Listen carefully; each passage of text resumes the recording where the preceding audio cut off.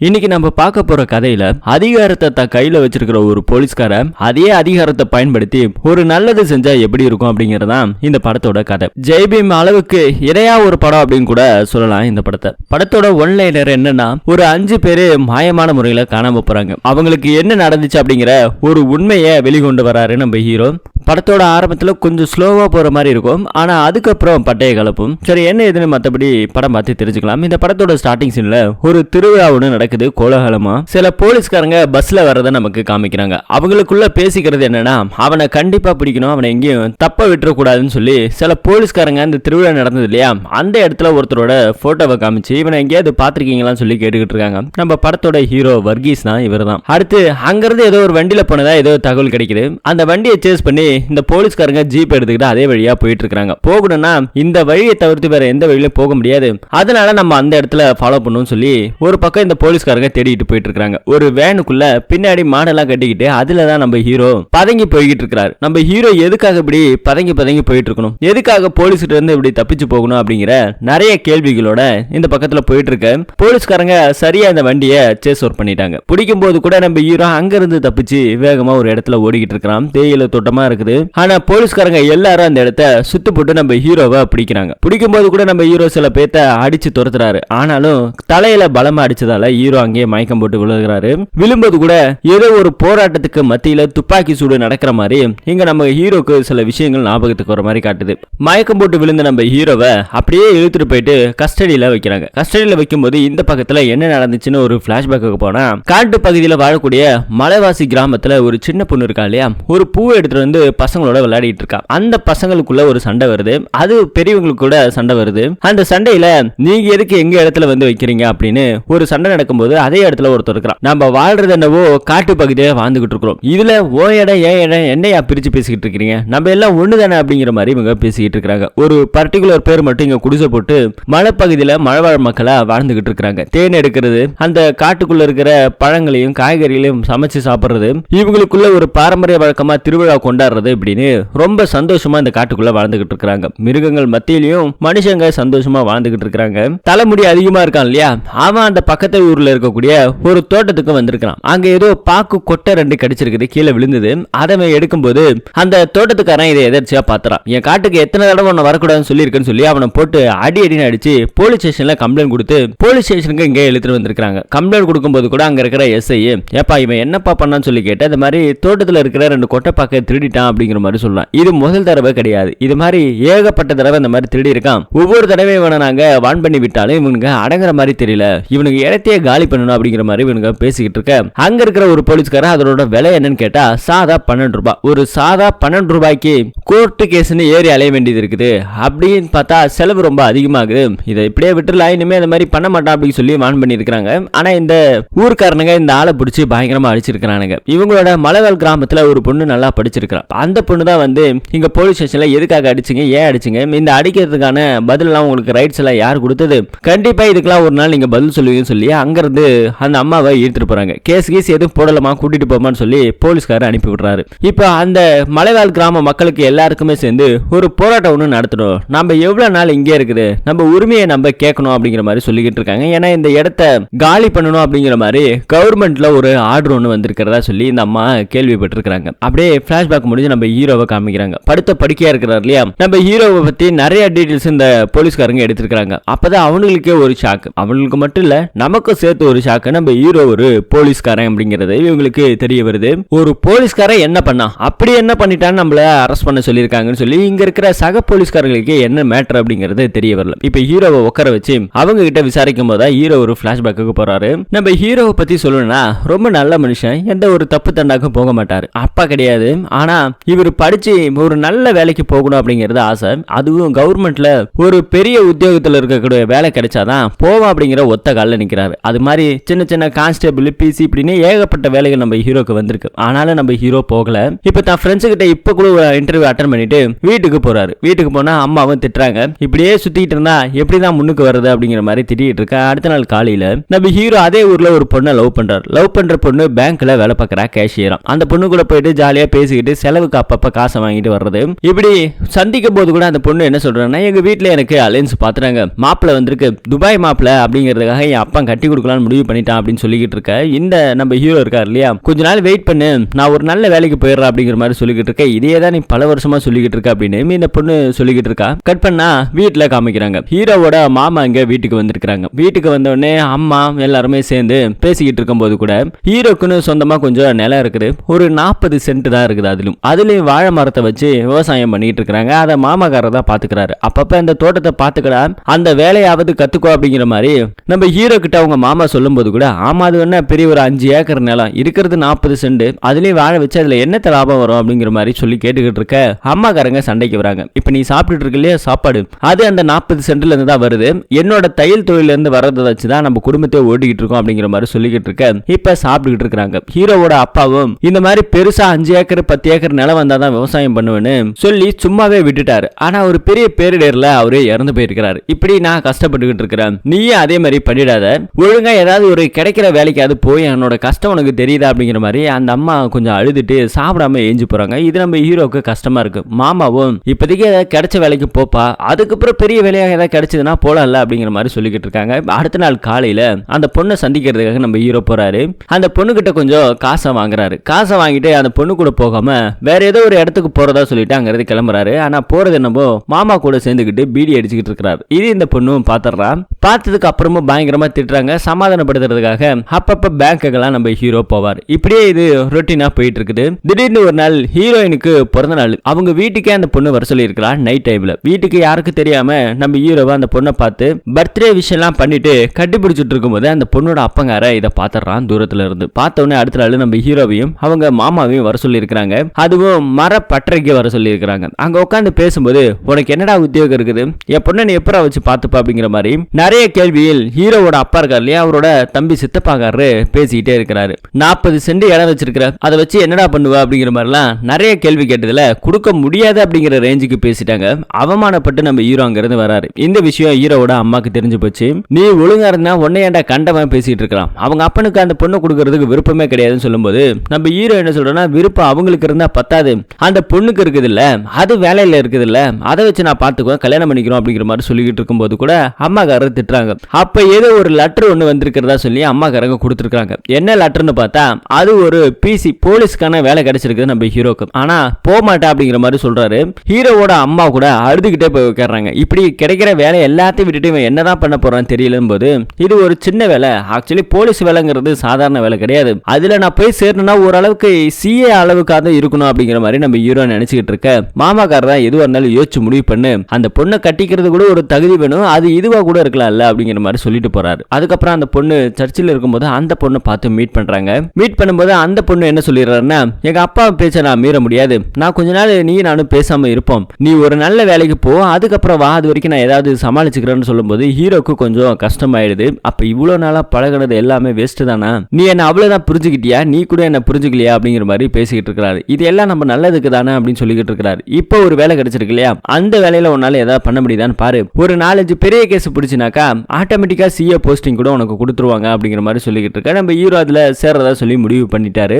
அடுத்தது நம்ம hero police ட்ரைனிங்ல காமிக்கிறாங்க. அந்த ஊருக்குள்ள ஏதோ ஒரு பஞ்சாயத்து நடக்குது. அதுல ஒருத்தன் சரக்கு போட்டு பிரச்சனை பண்ண நம்ம ஹீரோ அவனை போட்டு அடிச்சிடறான். கோவத்துல அடிச்சதெல்லாம் அங்க இருக்கிற சில போலீஸ்காரர் ஒருத்தர் வராரு. அவர் வந்து டேய் தம்பி இது பாரு, நீ புதுசு இந்த மாதிரிலாம் கை வைக்க கூடாது, பெரிய இஷ்யூ ஆயிடும் அப்படிங்கிற மாதிரி சொல்லி சமாதானப்படுத்துறாங்க. ஹீரோவை இந்த மாதிரி அப்பப்ப சின்ன சின்ன பிரச்சனை எல்லாம் மாட்டிக்கிறார். அப்ப எல்லாருமே இந்த போலீஸ்காரர் தான் வந்து சமாதானப்படுத்தி விடுவாரு. ஹீரோக்கு சில ஆறுதலாவும் ஒரு நல்ல ஃப்ரெண்டு மாதிரி இருப்பாரு. ஹீரோவோட போலீஸ் ட்ரைனிங்ல இருக்கக்கூடிய ஒரே போலீஸ்கார ஃப்ரெண்டு இவர் தான். ஹீரோ இப்ப எடுத்ததுக்கெல்லாம் கோவப்படுறாரு இல்லையா, அதனால அங்க இருக்கிற சீனியர் ஆபீசர் எல்லாமே நம்ம ஹீரோவை வாழைப்பழம் எடுத்துருவா, சட்னி எடுத்துருவா, அதை எடுத்துருவான்னு ராகிங் பண்ணிட்டு இருக்காங்க. அப்ப கூட நம்ம ஹீரோவோட ஃப்ரெண்டு தான் ஹீரோக்கு சப்போர்ட் பண்றாரு. சாப்பிட்டு முடிச்சதுக்கு அப்புறம் வரும்போது கூட ஒரு லெட்டர் ஒண்ணு வந்திருக்குது. மலை பிரதேசத்துல இருக்கக்கூடிய ஒரு மலைவாழ் கிராமத்தில் இருக்கக்கூடிய மக்களை அப்புறப்படுத்துறதுக்காக ஒரு டீம் ஒண்ணு ஃபார்ம் பண்ணிருக்காங்க. அந்த டீம்ல என்னோட பேர் இருக்கக்கூடாதுன்னு ஹீரோ வேண்டிக்கிட்டு இருக்காரு. ஆனா ஹீரோவோட பேர் தான் முதல்ல இருக்குது. என்னோட அந்த பேரை எடுத்துருங்கன்னு சொல்லி கேட்டா என்னால எதுவும் பண்ண முடியாது, வேணா எஸ்ஐ சார்ட்ட போயிட்டு கேளு அப்படிங்கிற மாதிரி சொல்ல நம்ம ஹீரோ அங்கிருந்து போயிட்டு கேட்கிறாரு. சார் இந்த மாதிரி எனக்கு அந்த மாதிரி இடம்லாம் செட் ஆகாது, அது இல்லாம எனக்கு ஸ்கின் அலர்ஜி அப்படிங்கிற மாதிரி சொல்லிட்டு இருக்கும்போது வேணா உன் பேர் எடுத்துறேன், ஒரு ரிசைனிங் லெட்டர் மட்டும் எழுதி கொடுத்துட்டு போறேன்னு சொல்லும்போது வேற வழி இல்லாம நம்ம ஹீரோ அந்த இடத்துக்கு ஒரு டீமோட போறதுக்காக முடிவு பண்ணிட்டாங்க. அங்க போகும்போது கூட சக போலீஸ்காரங்க ட்ரிங்க்ஸ் அடிக்கிறாங்க.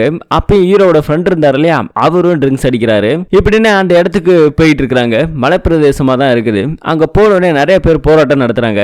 அந்த போராட்டத்துக்கு மத்தியில மேலதிகாரி ஒருத்தர் வராரு, நம்ம சேரன் தான் வராரு. அவர் வந்து இந்த போராட்டத்தை கைவிடணும் அப்படிங்கிற மாதிரி சொல்லிட்டு இருக்கும்போது கூட எங்களுக்கான நீதி வேணும், இந்த இடத்தை நாங்க விட மாட்டோம் அப்படிங்கிற மாதிரி அங்க இருக்கிற சில மலைவாழ் மக்கள் பேசிக்கிட்டு இருக்காங்க. இது கவர்மெண்ட்டுக்கு சொந்தமான இடம், இங்கெல்லாம் இருக்கக்கூடாது, மிருகங்கள் இந்த மாதிரி வாழ்ற இடத்துல இந்த மாதிரி இருக்கக்கூடாதுன்னு சொல்லி எவ்வளவு எக்ஸ்பிளைன் பண்றாங்க. ஆனா அவங்க போராட்டத்தை கைவிடுற மாதிரி தெரியல. அடுத்த நாள் காலையிலயும் அதே மாதிரி தான் போராட்டம் நடத்துறாங்க. போலீஸ்காரங்க பக்கத்துல ஒரு கேம்பை போட்டு நடத்தி வச்சிருக்காங்க. அந்த கேம்புக்குள்ள ஒரு நாய் நம்ம ஹீரோவை கடிக்க வருது. அந்த நாயை கடிக்க வரும்போது கூட கம்பு எடுத்து அந்த நாயை அடிச்சுக்கிட்டே இருக்கும்போது அதே மலைவாழ் மக்கள்ல ஒருத்தன் இருக்கிறான். அவன் என்ன பண்றான்னா, அந்த முடி நிறைய வச்சிருந்தான் இல்லையா, அவன் நம்ம ஹீரோவை விடுறான்னு சொல்லும் போது அப்படியே கொஞ்சம் கைகலப்பாயி ரெண்டு பேரும் மாறி மாறி அடிச்சுக்கிறாங்க. அந்த பக்கத்துல மலைவாழ் மக்களும் போலீஸ்காரங்களும் ரெண்டு பேரும் சமாதானம் பேசுறதுக்காக ஒரு கூட்டம் ஒண்ணு நடக்குது. நம்ம ஹீரோ அந்த முடி வச்சிருந்த போட்டு பயங்கரமா அடிச்சிடறாரு. போலீஸ்காரங்க எல்லாருமே இங்க சண்டை நடக்குது அப்படிங்கிற மாதிரி தெரிஞ்சு ஓடி வராங்க. ஹீரோவையும் அந்த முடி அதிகமா வச்சிருன்னு பிரிச்சு விடுறாங்க.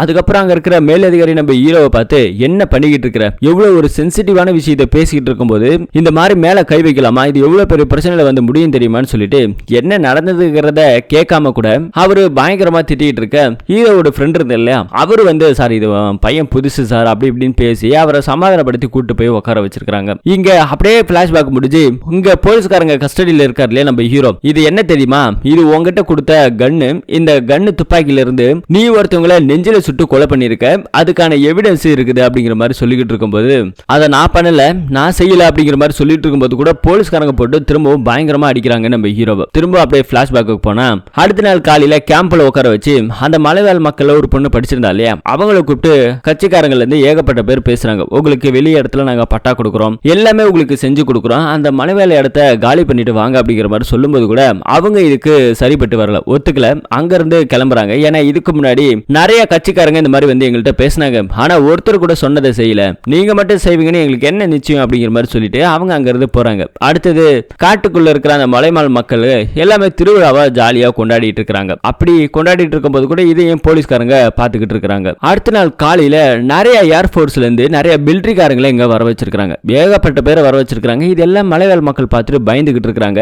என்ன அப்படின்னா, இந்த மலைவாழ் மக்கள் நிறைய தீவிரவாதிகளோட தொடர்பு இருக்குது, அதுக்காக சில ஆயுதங்களை பதுக்கி வச்சிருக்காங்க, அந்த ஆயுதத்தை கண்டுபிடிக்கணுங்கிறதுக்காக போலீஸ்காரங்களும் மிலிட்டரிக்காரங்களும் சேர்ந்து ஃபாரஸ்ட்ல நிறைய இடத்துல சுத்து போட்டு தேடிக்கிட்டு இருக்காங்க. அப்படி தனித்தனியா ஒரு குடோன் செட்டப் இந்த மலைவாழ் மக்கள் வச்சிருக்கிறத ஹீரோவும் கண்டுபிடிக்கிறாரு. ஆனா அந்த இடத்துல எல்லாமே இருக்கிறது தானியங்களும் ஒரு சேமிப்பு கிடங்கா தான் பயன்படுத்துறாங்க அப்படிங்கறத தெரிஞ்சுக்கிறாங்க. ஹீரோ வந்து மேல் அதிகாரி கிட்ட சொல்றாரு, இந்த மாதிரி எதுவுமே கிடையாது அப்படிங்கிற மாதிரியும். இது ஒரு பக்கத்துல போயிட்டு இருக்கிற அந்த மலைவாழ் மக்கள் இருக்கான் இல்லையா, அவன் வந்து இது எல்லாத்தையும் பார்த்துக்கிட்டு இருக்கான். போலீஸ்காரங்க ஏதோ பெருசா பிளான் பண்றாங்க அப்படிங்கறதையும் தெரிஞ்சுக்கிறாங்க. இப்படி போலீஸ்காரங்களும் மிலிட்டரிக்காரங்களும் ஒரு படையா போயிட்டு ஃபாரஸ்டுக்குள்ள தேடி இருக்கிறாங்க. அப்படி தேடிக்கிட்டு இருக்கும்போது நம்ம ஹீரோவோட ஃப்ரெண்டு போலீஸ்கார ஒருத்தர் இருந்தார் இல்லையா, அவரை காணாமாம். அது வந்து போலீஸ்காரர்கிட்ட இந்த மாதிரி போனாரு சார், இது வரைக்குமே அவர் திரும்பவும் வரல அப்படிங்கிற மாதிரி சொல்லிட்டு இருக்காங்க. என்ன ஆச்சு ஏதாச்சுன்னு தெரியல, கையில இருந்த வாக்கி டாக்கி சுத்தமா ஒர்க் ஆகல அப்படிங்கிற மாதிரி சொல்லி நம்ம ஹீரோ மேலதிகாரி கிட்ட முறையிடும் போது கூட அவர் என்ன சொல்றாருன்னா, இது ஒன்றும் சாதாரண ஏரியா கிடையாது, ஃபாரஸ்ட் ஏரியா, இங்க போன சிக்னல் கிடைக்காது,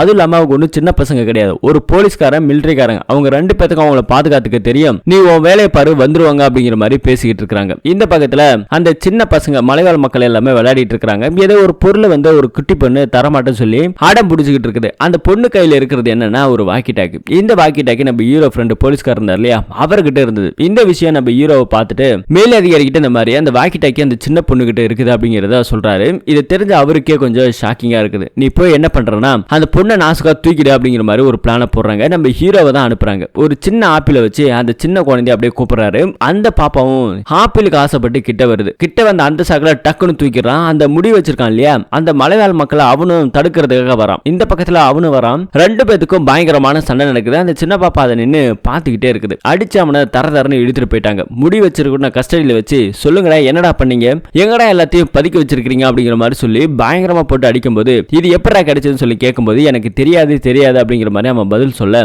நம்ம ஹீரோவையே கொடுத்து லத்தி வச்சு அவனை பயங்கரமா பொழந்து எடுத்துறாங்க. ஆனா அவன் எங்க இருக்கிறாங்கிற விஷயத்தை தெரியல. அடிச்சு போட்டுட்டு அவனை கொண்டு போய் அதே இடத்துல போட்டுறாங்க. மலைவாழ் மக்கள் எல்லாரும் அடுத்த நாள் காலையில ஒரு மிலிட்டரிக்காரனை மட்டும் இங்க ஸ்ட்ரக்சர்ல வச்சு சில போலீஸ்காரங்க கூட்டிட்டு வராங்க. அது நம்ம ஹீரோ ஃப்ரெண்டு கூட போன ஒரு மிலிட்டரிக்காரன். நீங்க போய் ஃபாரஸ்ட் ஏரியாலாம் தேடுங்க அப்படிங்கிற மாதிரியும் அந்த மிலிட்டரிக்காரன்ட்ட விசாரிக்கும் போது இந்த இடம் அப்படிங்கிற மாதிரி சொல்லியிருக்காங்க. அந்த இடத்துல போய் பார்க்குற நம்ம ஹீரோக்கு ஒரு பேர் எதிர்த்து காத்துக்கிட்டு இருக்கு. என்ன அப்படின்னா ஹீரோவோட ஃப்ரெண்ட் இருக்கார் இல்லையா, அவரை ஓடைக்கு நடுவில் கொடூரமா தாக்கி அப்படியே கட்டி போட்டு கொலை பண்ணி வச்சிருக்காங்க. இதை பார்த்து நம்ம ஹீரோ பயங்கரமா அழுகிறாரு. அடுத்த சடங்கு அங்கேயே நடத்தப்படுது. ஹீரோவோட ஃப்ரெண்டோட ஃபேமிலி கூட ரொம்ப கஷ்டப்படுற ஃபேமிலி தான். அவங்களுக்கு ஒரே ஒரு பொன் குழந்தை. இவர் தான் வேலைக்கு போய் ரொம்ப கஷ்டப்பட்டு இருக்கிறாரு. இவரோட வம்சம் ஃபுல்லாவே போலீஸ்காரங்களா இருந்ததால இவரு போலீஸ்ல சேர வேண்டிய ஒரு கட்டாயம். சோ அதையெல்லாம் நம்ம ஹீரோ நினைச்சு பார்த்து பயங்கரமா அழுகிறாரு. அடுத்த நாள் காலையில ஹீரோக்கு அந்த மலைவாழ் மக்கள் தான் இந்த மாதிரி பண்ணிருக்காங்க அப்படிங்கறத தெரிஞ்சுக்கிறாரு. அங்க இருக்கிறவங்க எல்லாருமே ரிப்போர்ட்ல பேட்டி கொடுக்கறாங்க. நீங்க தான் வந்துட்டு இந்த மாதிரி அந்த போலீஸ்கார கொலை பண்ணிட்டீங்களாமே அப்படின்னு சொல்லி கேட்கும்போது கூட எங்களுக்கு அதுக்கு எந்த சம்பந்தமுமே கிடையாது அப்படிங்கிற மாதிரி சொல்லிக்கிட்டு இருக்க. அடுத்த நாள் காலையில இன்னும் நிறைய போர்ஸ் படை எல்லாத்தையுமே இங்க இறக்குறாங்க. பெரிய போராட்டம் ஏதோ நடக்க போகுது அப்படிங்கிற மாதிரி ஒரு விஷயத்தை தெரிஞ்சுக்கிட்டு இருக்க. அதே இடத்துல கேம்ப் போட்டிருக்காங்க இல்லையா, ஹீரோ ஃப்ரெண்டு கூட பண்ண ஒரு மிலிட்டரிக்காரர் இருக்காரு. அவருக்கும் பயங்கரமான அடிபட்டு இருக்கு. அவர்கிட்ட போயிட்டு நம்ம ஹீரோ கேட்கிறாரு. கேட்கும்போது இதெல்லாம் எப்படி நடந்தது, யார் அதை பண்ணாங்கன்னு சொல்லி கேட்கும்போது எங்களுக்கே தெரியல, இது எல்லாமே அந்த மலைவாழ் மக்கள் தான் ஒருத்தன் வந்தாங்க, அவங்க தான் இந்த மாதிரி பண்ணாங்க அப்படிங்கிற மாதிரி சொல்லிக்கிட்டு இருக்கும்போது கொலை நடந்த இடத்துல ஒரு கத்தி ஒன்று இருக்குது. அந்த கத்தி நம்ம ஹீரோவோட கையில இருக்கு. இந்த கத்தி எப்படி அங்க இடத்துல இருக்குது, அது மட்டும் இல்லாம இறந்து போன ஹீரோ ஃப்ரெண்ட் இருக்கார் இல்லையா, அவரோட முதுகுக்கு பின்னாடி கூட கத்தி குத்து இருக்குது. சோ அந்த கத்தி குத்து இந்த கத்தி மூலமா தான் பண்ணியிருக்கிறாங்க. இந்த கத்தி தற்காப்புக்காக பயன்படுத்தக்கூடிய ஒரு மிலிட்டரிக்காரர் வச்சிருக்கிற கத்தி, அதுவும் இவரோட கத்தி அப்படிங்கறத நம்ம ஹீரோ கெஸ் பண்றாங்க. அப்போ உனக்கு தெரிஞ்சிருக்கு, நீதான் ஏதோ பண்ணிருக்க அப்படிங்கிற மாதிரி மிலிட்டரிக்காரனை கேட்கும்போது அதே கத்தியை பிடுங்கி ஹீரோவை பயங்கரமா மிரட்டுறான். அப்பதான் ஒரு பிளாஷ்பேக்கு போனா நம்ம ஹீரோவோட ஃப்ரெண்டு அவர் முன்னாடி போயிட்டு இருக்க இந்த மிலிட்டரிக்காரனை கத்தி எடுத்து அவரை குத்தி அதே இடத்துல அடிச்சு கொலையும் பண்ணிருக்கான். இப்ப நம்ம ஹீரோக்கும் அவனுக்கும் பயங்கரமான சண்டை நடக்குது. சண்டையில நம்ம ஹீரோவை அவனு சாவடிக்கலாம் சொல்லி முடிவு பண்ணும்போது அங்க இருந்து தப்பிச்சு வேகமா நம்ம ஹீரோ தப்பிச்சு ஓடுறாரு. தப்பிச்சு ஓடி அங்க இருக்கிற மேலதிகாரிகிட்ட இந்த மாதிரி விஷயத்தை சொல்லும்போது அவரை கூப்பிட்டுட்டு ஒரு இடத்துக்கு கூட்டு போறாங்க. யாருமே இல்லாத இடமா பார்த்து வேனுக்கு பின்னாடி ஏத்திட்டு போயிட்டு லாக் பண்ணி ஹீரோவை பயங்கரமா திட்டுறாங்க. இதை பாரு, அதெல்லாம் நீ வெளியே சொல்லிட்டு இருக்க கூடாது, இது நமக்குள்ளே இருக்கிற விஷயம். அதுவும் இல்லாம ஒரு மிலிட்டரிக்காரன் எப்படி ஒரு போலீஸ்காரனை கொலை பண்ணுவான் அப்படின்னு சொல்லி கேட்கும்போது கூட, சார் இதுதான் சார் நடந்தது, கத்தி இருக்குது, அதுவும் இல்லாம போஸ்ட்மார்ட்டம் ரிப்போர்ட்ல அவருக்கு பெரிய காயம் எதுவுமே இல்ல, அதுவும் பாத்தீங்கன்னா கத்தி குத்து இருக்குது, மலைவாழ் மக்கள் தான் அவரை அடிச்சிருக்காங்க அப்படின்னா அவரோட உடம்புல நிறைய காயங்கள் இருந்திருக்கும், அந்த மாதிரி எந்த ஒரு காயங்களும் சிராய்ப்புகளும் இல்ல, கத்தி குத்து மட்டும்தான் இருக்குது அப்படிங்கிற மாதிரி நம்ம ஹீரோ கெஸ் பண்ணி கண்டுபிடிச்சிருக்காரு. இதை பார்த்தோன்னே அங்க இருக்கிற மேலதிகாரி நம்ம சேரன் பயங்கரமா சிரிக்கிறான். சிரிக்கும் போது தான் நம்ம ஹீரோக்கு தெரியுது, இதுல நீங்களும் தான் உடந்தையா அப்படின்னு சொல்லும்போது, இது என்னால எதுவும் பண்ண முடியாது, மேல் இடத்துல இருந்து உத்தரவு, அந்த இடத்துல நீயா இருந்தாலும் நான் அதை தான் செஞ்சிருப்பேன், ஒரு போலீஸ்காரனை கொலை பண்ணாதான் இந்த பிரச்சனை பெருசாகும், இந்த பிரச்சனையை காரணம் காட்டி தான் அங்க இருக்கிற மலையாள மக்களை அடிச்சு துரத்த முடியும், அதுக்காக தான் இந்த பிளான், நான் சொல்றத மட்டும் செய்யணும் புரியுதா அப்படிங்கிற மாதிரி சொல்லி நம்ம ஹீரோவை அதே இடத்துல கட்டி போடுறானுங்க. நம்ம ஹீரோ இதுக்கு உடந்தையா இருக்க மாட்டேன்னு சொல்லும்போது கூட அடிச்சு அதே இடத்துல மயக்கம் போட்டு விழ வச்சிருக்காங்க. சோ அதுக்கப்புறம் அந்த மலையாள மக்களுக்கு நம்ம போலீஸ்காரங்க எல்லாரும் ஒரு எச்சரிக்கை வர்றாங்க, இங்க இருக்கிற இடத்தை காலி பண்ணிட்டு ஒழுங்கா போயிடுங்க, மீறி போக முடியாதுன்னு தடுத்தீங்கன்னா உங்க மேல நாங்க தடியடி நடத்துவோம் அப்படிங்கிற மாதிரி இங்க இருக்கிற போலீஸ்காரங்க சொல்றாங்க. ஆனா அங்க இருக்கிற மலைவாழ் மக்கள் விடுற மாதிரி தெரியல, அவங்களும் சண்டைக்கு தயாரா இருக்கிறாங்க. போலீஸ்காரங்களும் மலைவாழ் மக்களும் ரெண்டு பேரும் மாத்தி மாத்தி ஒருத்தருக்கு ஒருத்தர் பயங்கரமா தாக்கிக்கிறாங்க. இந்த சண்டையில நிறைய பேருக்கு காயமாகுது, போலீஸ்காரங்களுக்கு காயமாகுது. ஒரு கட்டத்துல திரும்பவும் சமாதானம் பேசுறதுக்காக வெயிட் பண்ணிட்டு இருக்காங்க. அப்ப கூட நம்ம ஹீரோக்கு மயக்கம் தெரிஞ்சு எட்டி பார்த்தா இங்க எல்லாரும் சண்டை போட்டு இருக்காங்களே, அது நம்ம ஹீரோ கண்ணுக்கு தெரிஞ்சிருக்குது. அப்படியே கொஞ்சம் கொஞ்சமா வெளியே வராரு.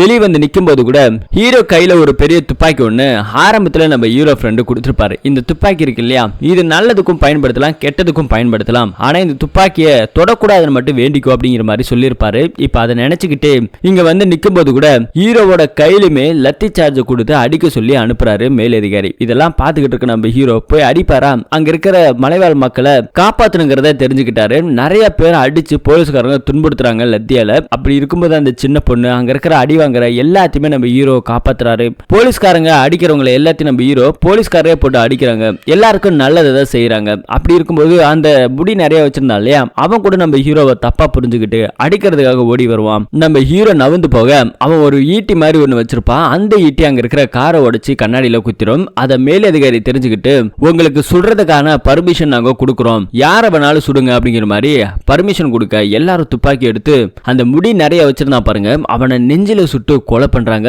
ரத்தம் நம்ம ஹீரோ முஞ்சில தெரிக்குது. ஹீரோக்கு என்ன பண்றதுன்னே தெரியல. ஒரு சின்ன பொண்ணு இருந்தது இல்லையா, அந்த சின்ன பொண்ணுமே துப்பாக்கியால சுட்டு அதே நெருப்புல எரிஞ்சு போய் சாகுது. இப்படி நிறைய பேத்த சுட்டு கொண்டு இருக்கிறாங்க. போலீஸ்காரங்களே சில பேருக்கு சில அடிகள் பட்டிருக்குது. இது பெரிய இஷ்யூவாக இந்த மாதிரி எந்த ஒரு துப்பாக்கி சூடு நடத்தினாலும் காலுக்கு கீழே தான் சுடணும், ஆனா நெஞ்சில எப்படி சுட்டீங்க அப்படிங்கிற மாதிரி நிறைய கேள்விகள் கேட்கறாங்க. பண்ணியிருக்கிறாங்க. இதன காரணம் வச்சு சுடப்பட்ட துப்பாக்கி நம்ம ஹீரோவோட துப்பாக்கில இருந்தா சுட்டிருக்காங்க அப்படிங்கிற ஒரே காரணத்துக்காக நம்ம ஹீரோவை அரெஸ்ட் பண்ணுங்கிற மாதிரி முடிவு பண்ணியிருக்கிறாங்க போல. அடுத்த நிமிஷம் நம்ம ஹீரோ அந்த கேம்ப்ல இருந்து வீட்டுக்கு வராரு. இறந்து போன போலீஸ்காரருக்காக தான் இந்த மாதிரி பண்ணிட்டோம்னு சொல்லி கேஸை வேற மாதிரி மாத்திட்டாங்க. ஆனா நம்ம ஹீரோக்கு மனசு தாங்கல. நம்ம கூட இருந்த ஒரு போலீஸ்காரங்களே துரோகம் பண்ணிருக்காங்களே நினைச்சு ரொம்ப வருத்தப்பட்டு இருக்கிறாரு. இந்த விஷயத்தை ஹீரோயின் கிட்ட போயிட்டு சொல்றாங்க. ஹீரோயின் என்ன சொல்றாங்கன்னா, உனக்கு எது சரின்னு படுதோ அதை மட்டும் செய், உனக்கு நான் இருக்கேன், எப்பவும் இருக்கேன் அப்படிங்கிற மாதிரி சொல்லும்போது ஹீரோ திரும்ப ஒரு போலீஸ்காரர்கிட்ட மேலதிகாரியிட போயிட்டு கம்ப்ளைண்ட் கொடுக்கறாரு. இந்த மாதிரி இவரானால தான் அவங்களா இறந்து போனாங்க, இதுக்கு பின்னாடி இருக்கிற காரணமே அவர் தான், அந்த போலீஸ்காரனை இறந்துக்கான காரணம் இவர் தான் அப்படிங்கிற மாதிரி சொல்லிக்கிட்டு இருக்க இந்த போலீஸ்காரங்க எல்லாருமே ஒண்ணுதானே. அவங்க என்ன சொல்றாங்கன்னா, நடந்தது நம்ம டிபார்ட்மெண்ட்ல தான் நடந்திருக்கு, நீயும் போலீஸ்காரன் தான், நானும் போலீஸ்காரன் தான், அதனால இந்த விஷயத்தை ஒன்றும் பெருசு பண்ணாத, பேசாம சொல்ற வேலையை மட்டும் செஞ்சுட்டு இரு, புரியுதா அப்படிங்கிற மாதிரி சொல்லி அவர் அங்கிருந்து அமுச்சு விட்டுறாங்க. ஆனாலும் நம்ம ஹீரோ விடாம இதை மேல் இடத்துக்கு கொண்டு போகணுங்கிறதுக்காக முடிவு பண்ணிருக்கிறாரு. அதனாலதான் இப்ப இந்த போலீஸ்காரங்க நம்ம ஹீரோவை பிடிச்சிட்டாங்க. பிடிச்சிட்டு வந்து இங்க லாக்அப்ல வச்சு அதே இடத்துல அந்த சேரன் அவர் வராரு. அவர் வந்து பயங்கரமா நம்ம ஹீரோவை போட்டு அடிக்கிறாரு. அடிச்சவனே, உன்னால இதுக்கு மேல ஒன்னும் பண்ண முடியாது, உன் ஃப்ரெண்டு போன அதே இடத்துக்கு நீ போக போறன்னு சொல்லும்போது, ஆல்ரெடி நான் இந்த கேஸ்ல ஜெயிச்சிட்டேன், எல்லாத்தையும் பண்ணிட்டு தான் அங்க வந்திருக்கேன் அப்படின்னு சொல்லி நம்ம ஹீரோ ஒரு பிளாஷ்பேக் ஓபன் பண்றாரு. ஹீரோ அதுக்கப்புறம் அந்த போலீஸ்காரங்களை சொல்லி முடிச்சதுக்கு அப்புறம் அவங்களும் இதுல உடந்தையா இருக்கிறாங்க. போலீஸ்காரங்கள்ட்ட நம்ம சொல்றதால எந்த பலனுமே கிடைக்காதுன்னு சொல்லிட்டு அந்த மலைவாழ் மக்கள்ல ஒரு பொண்ணு படிச்சிருக்காங்க இல்லையா, அவங்கள அரெஸ்ட் பண்ணி லாக்அப்ல வச்சிருக்காங்க. அவங்க கிட்ட நடக்கிற விஷயத்தை எல்லாத்தையும் சொல்லி இருக்கிறாங்க. இதை உங்களால மட்டும்தான் சரி பண்ண முடியும், நான் வெளியே வந்தாலும் திரும்பவும் போராடுவேன் அப்படிங்கிற மாதிரி அந்த பொண்ணு சொல்லிக்கிட்டு இருக்க நம்ம ஹீரோ என்ன பண்றதுன்னு தெரியாம அந்த மலைவாழ் மக்களை எல்லாரையுமே சந்திச்சு அவங்க கிட்ட ஒரு லெட்டரை சைனுமே வாங்குறாங்க. நிறைய மலைவாழ் மக்கள் காணாம போயிருக்கிறாங்க. காணாம போனவங்க எங்க போனாங்க, ஏதானாங்க, இது வரைக்குமே தெரியல. ஒரு வக்கீல வச்சு ஒரு கோர்ட்ல ஜட்ஜி கிட்ட போயிட்டு இந்த மாதிரி நடந்த விஷயத்தை எல்லாத்தையுமே சொல்றாங்க. அப்ப சொல்லும் போதுதான் நம்ம ஹீரோ ஒரு முக்கியமான ஷாக்கிங்க சொல்றாரு.